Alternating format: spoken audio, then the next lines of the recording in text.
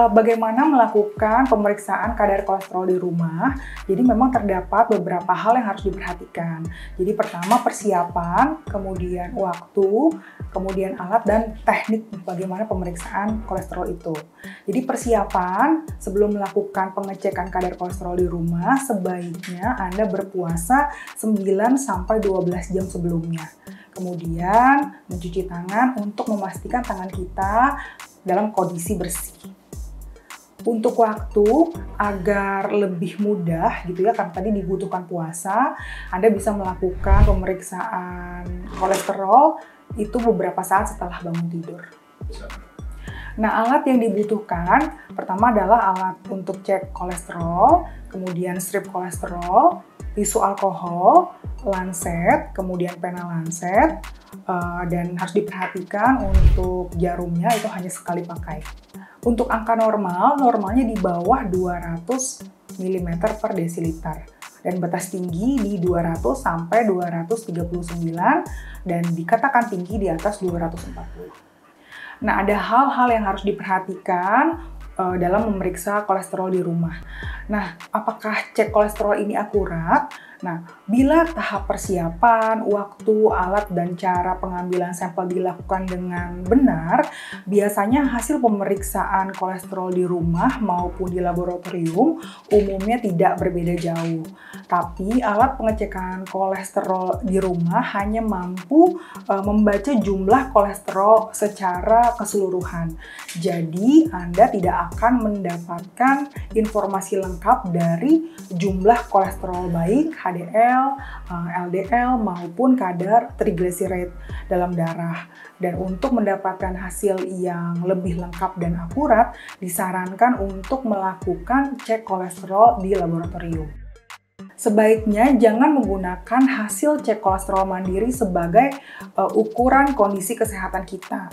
Hasil dari pengecekan ini hanya boleh digunakan sebagai perkiraan, jadi bukan pengganti hasil tes yang dilakukan oleh tim kesehatan ataupun rumah sakit. Kemudian, apabila angka yang ditunjukkan dari alat pengecekan kolesterol melebihi batas normal, segera konsultasikan kepada dokter agar dokter dapat merencanakan terapi sehingga Anda akan terhindar dari komplikasi yang semakin memburuk. Begitupun bila hasil kondisi kolesterolnya normal, segera komunikasikan juga dengan dokter agar kondisi kesehatan kita selalu terjaga dengan baik.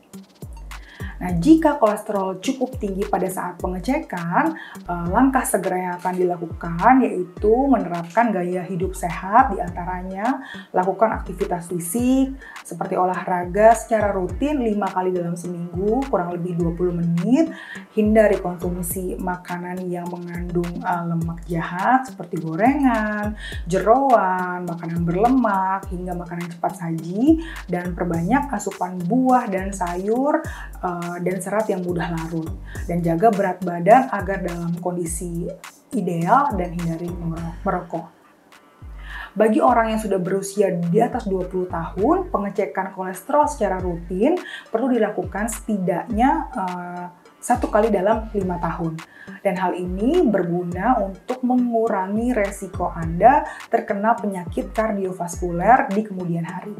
Dan jika Anda mengidap kondisi tertentu, Anda sebaiknya harus melakukan pengecekan kolesterol lebih sering ya. Kondisi apa saja itu? Yaitu bila Anda mempunyai keluarga yang mempunyai riwayat penyakit jantung, kemudian obesitas atau berat badan berlebih, diabetes, dan kemudian mempunyai riwayat darah tinggi atau hipertensi.